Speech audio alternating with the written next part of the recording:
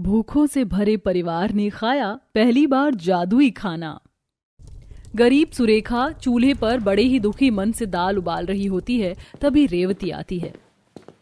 सुरेखा, रोटी खाना बन गया तो अखिलेश पवन को परोस दे। और ये क्या बहू, ये एकदम पतले पानी जैसी दाल क्यों बनाई है? माँ जी, डिब्बे में केवल एक मुट्ठी दाल पड़ा था तो बस वही उबाल दिया। आटा भी थोड़ा है, केवल 7 से 8 रोटी बन पाएंगी, सब लोगों का पेट नहीं भर पाएगा। ऐसे बोलते हुए सुरेखा के शब्दों में घर में छाई अथाह गरीबी और भूखमरी भरे हालात साफ साफ झलक रहे थे।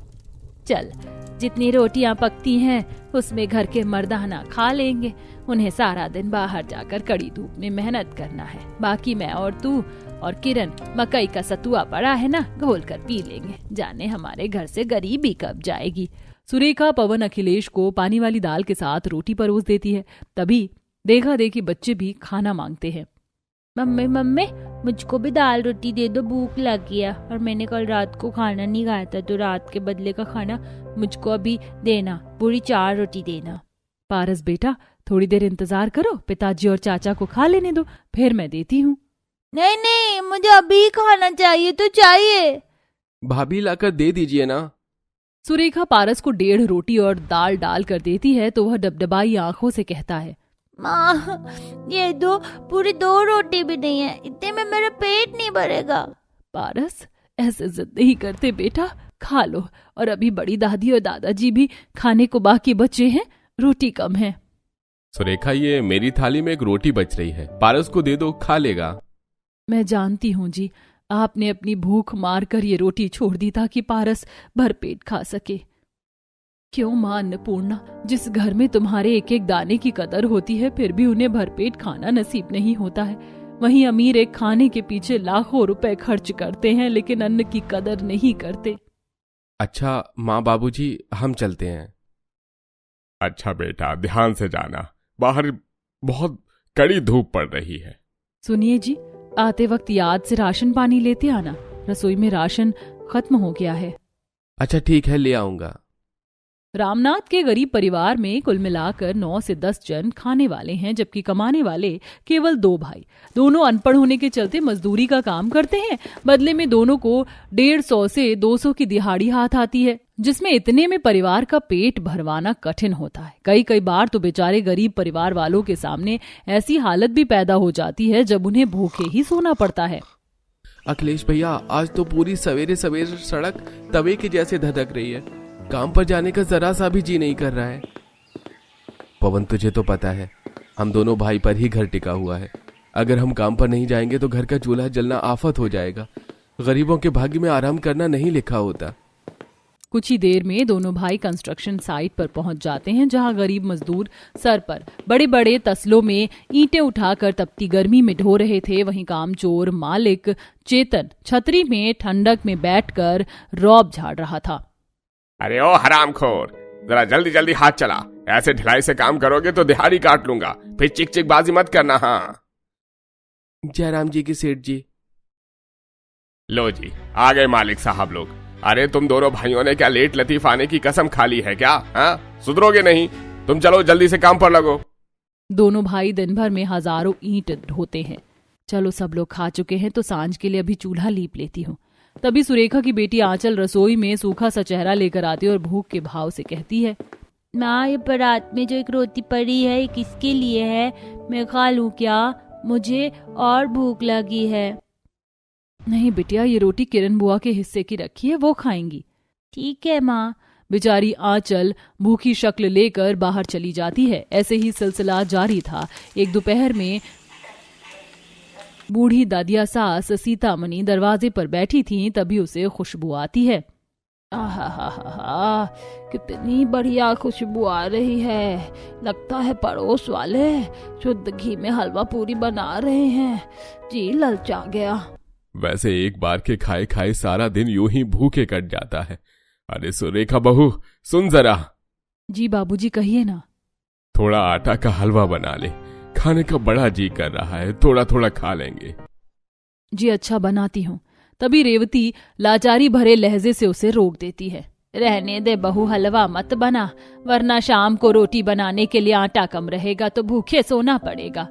पूरा परिवार चुप्पी साध लेता है। इसी तरह कम कमाई के चलते पूरा परिवार आधा पेट खाकर रह जाता है, जिससे किसी की भूख नहीं मिट पाती थी। फिर एक दिन काम पर, चलो चलो, थोड़ी देर के लिए काम रोक कर सब रोटी पानी खा लो।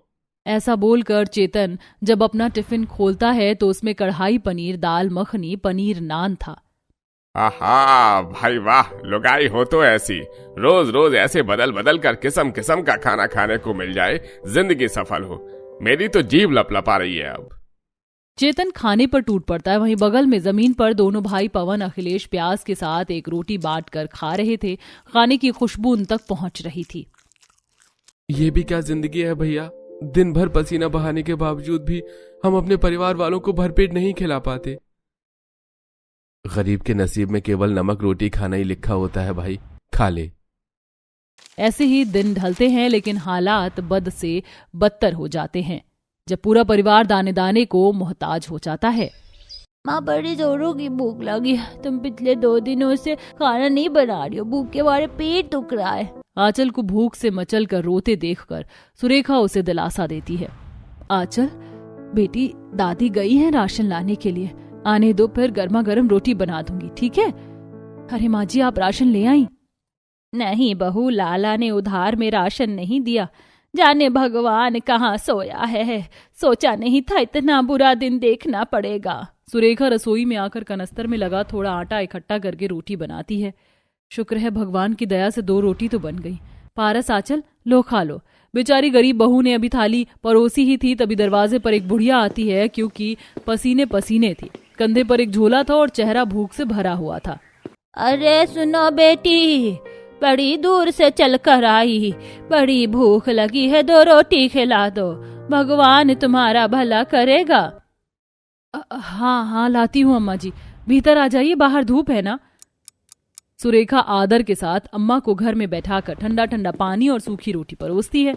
अम्मा माफ करना, अभी हमारे घर के हालात भी गरीबी भरे चल रहे हैं, तो सब्जी नहीं है, यही रोटी है। कोई नहीं बेटी, भूख में तो सूखी रोटी भी अमृत लगती है। सुरेखा अम्मा को पंखा डुलाती है। खा पी चुकने के बाद बुढ़िया जाते हुए मुट्ठी भर चावल उसे देती है। बेटी, मेरे पास तुझे देने को धन तो नहीं, केवल ये थोड़ा अनाज है, इसे तुम रख लो। सुरेखा बुढ़िया का दिया चावल लेकर भीतर आ जाती है। तभी पारस जिद पकड़ लेता है कि माँ, अब तो भूख से मेरा पेट भी दुखने लगा, कुछ नहीं है तो ये चावल बना दो ना, मैं खा लूंगा। पारस, ये 1 मुट्ठी चावल बहुत थोड़ा बनेगा, ठीक से 2-4 कौर भी नहीं खा पाओगे। कोई नहीं बहू, जो है वही उबाल दे, बच्चों के शरीर में 2 निवाला तो जाएगा। सुरेखा बेमन से जैसे ही वो मुट्ठी भर चावल पकाने चलती है, तभी एक सुनहरी चमचमाती रोशनी होती है और पलक झपकते पूरा बर्तन लजीज बिरयानी से लबालब भर जाता है। इतने में घर के मर्दाने भी अंदर आकर बड़ाई करते हैं। अरे वाह, आज तो रसोई में से बड़ी स्वादिष्ट खुशबू आ रही है, कुछ खास पक रहा है क्या? अरे क्या बात है भाभी, आज आपने बिरयानी बनाई है, आज तो दावत हो गई। जादुई खाना देखकर पारस खुशी से नाचने लगता है। ओ बेटे, आप मौज कर दी, आज तो मैं पेट भरकर बिरयानी खाऊंगा। माँ जल्दी से बिरयानी परोस दो, भूख के मारे मेरे पेट में चूहे पकड़म पकड़ाई खेल रहे हैं और मेरे मुंह में तो पानी आ रहा है। मैं तो 2 बार खाऊंगी बिरयानी। जहाँ खाने में बिरयानी बना देखकर भूखे ससुराल वालों की खुशी का ठिकाना नहीं था। सुरेखा अचंभित होकर बोलती है, मगर मैंने तो अम्मा का दिया 1 मुट्ठी चावल डाला था, तो ये पतीले भरकर बिरयानी कैसे बनी? ये क्या जादू था? तभी एकदम से भविष्यवाणी होती है। अचंभित मत हो, तुम सब बहुत ही भले लोग हो, इसे तुम अपने सब्र का मीठा फल समझो।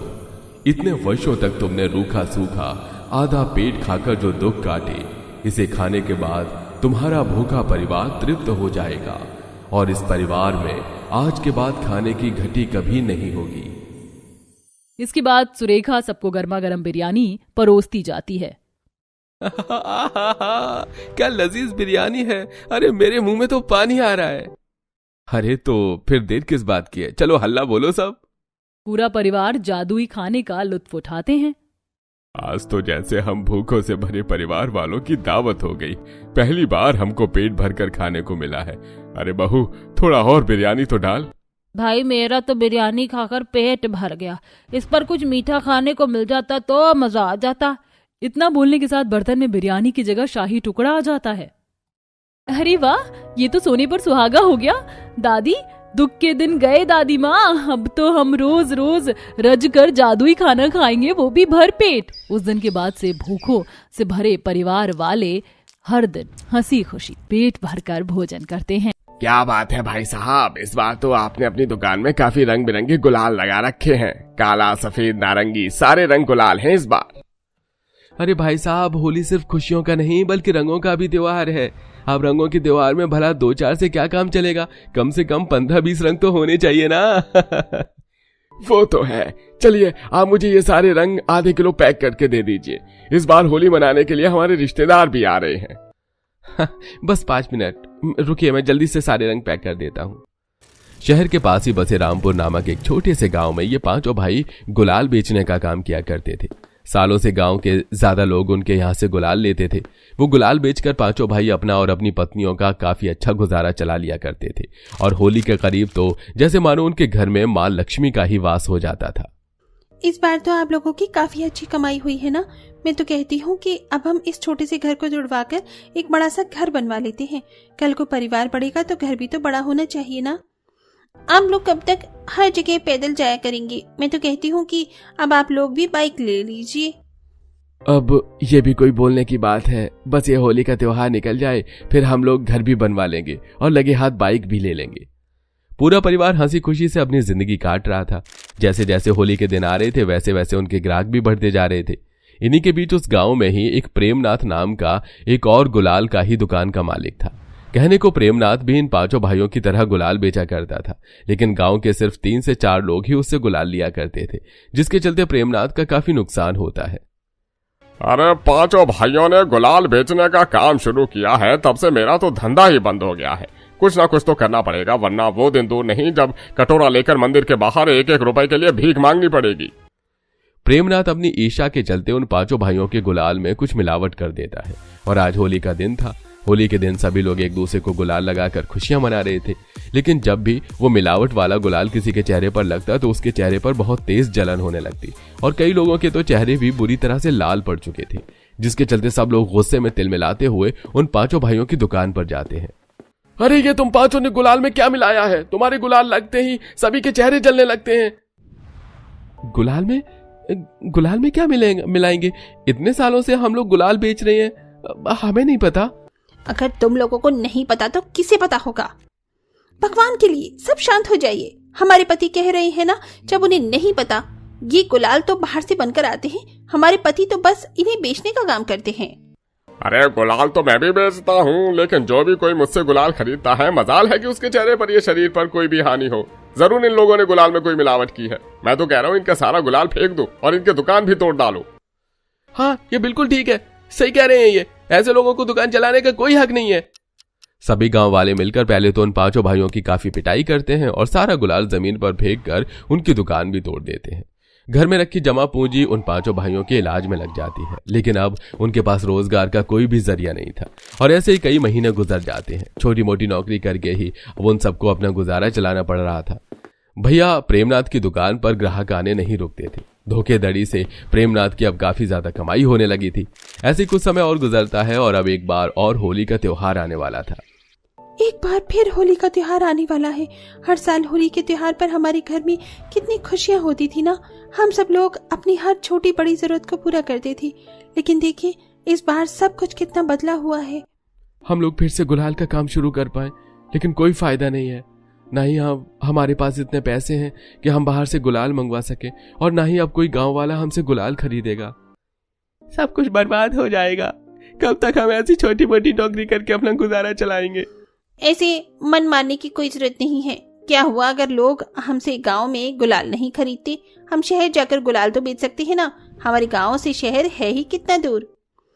और आप लोगों को बाहर से गुलाल मंगवाने की भी कोई जरूरत नहीं है। हम कई चीजों से घर में ही गुलाल बना सकते हैं।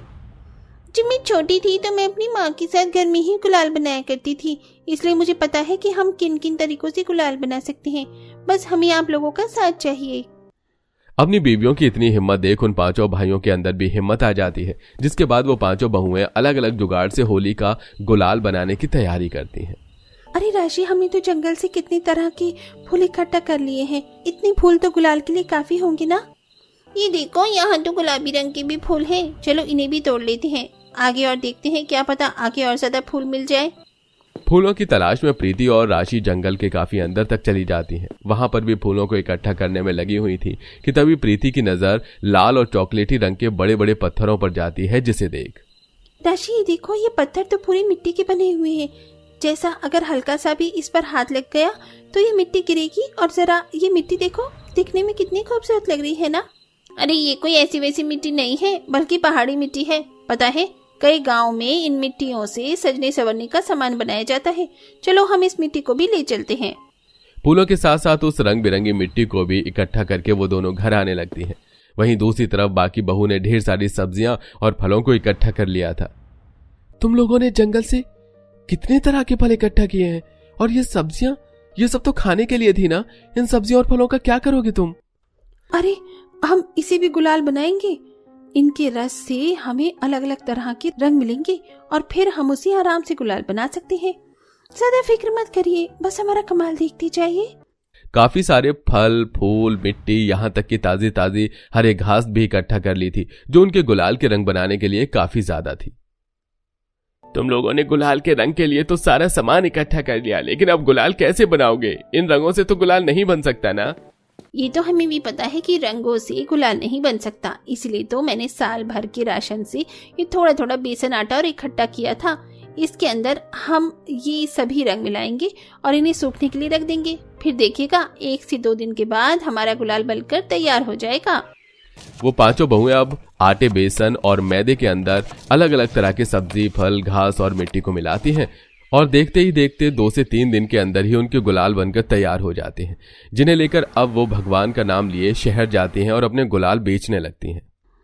ये सारे कलर हर्बल तो है ना? वो क्या है ना, मेरी स्किन बहुत सेंसिटिव है। जब भी मैं गुलाल लगाती हूँ तो मेरी स्किन लाल पड़ जाती है। इससे तो लाल नहीं पड़ेगी ना? अरे बहन जी, बेफिक्र होकर लेकर जाइए। ये सारे गुलाल हमने खुद अपने घर पर बनाए हैं। अगर इसे कोई भी प्रॉब्लम हुई तो पास में जो रामपुर गांव है, हम वहीं रहते हैं। अगर कोई भी दिक्कत हुई तो वहां पर आ जाना, हम आपको लेकर दे रहे हैं, कोई दिक्कत नहीं होगी। कई सारे कस्टमर उन पांचों बहुओं की बात सुनकर उनसे गुलाल के पैकेट ले लेते हैं। होली में अब 2 से 3 दिन रह गए थे, जिसके चलते ऑफिस, स्कूल और कॉलेजेस में सब लोग पहले ही होली मना रहे थे। जब भी कोई इन पांचों बहू के बने हुए गुलाल को होली के तौर पर एक दूसरे पर लगाता तो चेहरे और हाथ पर लाल की बजाय उनकी स्किन ग्लो करने लगती, जिसके चलते अब कई सारे लोग इन पांचों बहू से गुलाल लेने के लिए आते हैं। ये गुलाल तो सच में काफी अच्छे हैं। इन्हें लगाने के बाद तो मेरे चेहरे पर ग्लो ही आ गया। ये पहली बार हुआ है कि गुलाल लगाने से चेहरे पर ग्लो आया है। आपके गुलाल काफी पसंद आए। कॉलेज में तो मेरे दोस्तों ने भर भर के गुलाल लगाया मुझे। हाँ, मुझे तो लगा कि साल भर से पहले ये रंग छूटेगा ही नहीं, लेकिन जब नहाकर निकला तो ऐसे लगा कि जैसे शहद की बोतल में डूब के निकला हूँ। कस्टमर की बात सुनने के बाद तो सभी बहुएं काफी ज्यादा खुश होती हैं और ऐसे ही अब 2 दिन और गुजर जाते हैं। होली का सिर्फ 1 दिन था। गांव के सभी लोग प्रेम न सही गुलाल लेने में लगे हुए थे। तकरीबन रात के 10 बजे प्रेमनाथ अपनी दुकान बंद करके जा रहा होता है। अरे पांचों भाइयों को फंसाकर कितनी अच्छी कमाई हो गई मेरी। किसी को पता भी नहीं चला कि मैं इनके गुलाल में दवाई मिलाई थी। वो प्रेमनाथ, मानना तो पड़ेगा तुझे। प्रेमनाथ की बात वहां से गुजर रहे छोटे बच्चों ने सुन ली थी। वो बच्चा ये सारी बात आकर उन पांचों बहू को बताता है, लेकिन बच्चों की बात पर अब गांव में कौन यकीन करने वाला था। पांचों बहुएं असलियत जानने के लिए कुछ नहीं कर पा रही थी और दिन गुजरता है और आज फिर से वो शहर आकर गुलाल बेचने लगते हैं, जहां उनकी मुलाकात एक वीर नाम के लड़के से होती है। क्या फिर गुलाल प्रॉपर नेचुरल तरीके से बने हुए हैं? हाँ, मेरे घर वाले भी आपसे गुलाल लेकर गए थे। मुझे तो वो गुलाल काफी पसंद आया। आप इतना अच्छा गुलाल बेचते हैं, आपकी तो खुद की कोई बड़ी दुकान होनी चाहिए थी। भाई साहब, हमारी भी एक बहुत बड़ी दुकान थी, लेकिन कहते हैं ना कि खुशियों को नजर लगती देर नहीं लगती। वीर को सारी बात बताते हैं, जिसे सुन। बहुत सीरियस मैटर है, आप लोगों को कोई एक्शन लेना होगा। अगर आप लोग चाहें तो मैं आपकी मदद कर सकता हूँ। मेरा एक दोस्त है जो पुलिस में है। पुलिस की मदद से बड़ी आसानी से प्रेमनाथ के मुंह से सच निकलता है और अब सभी गांव वाले भी उन पांचों बहू और उनके पतियों से माफी मांगते हैं, जिसके बाद वो पांचों बहुएं अपने आप गांव में अपने जुगाड़ से बने हुए गुलाल बेचते हैं और इसी काम को अपने पतियों के साथ अब जारी रखकर एक अच्छी जिंदगी जीती हैं।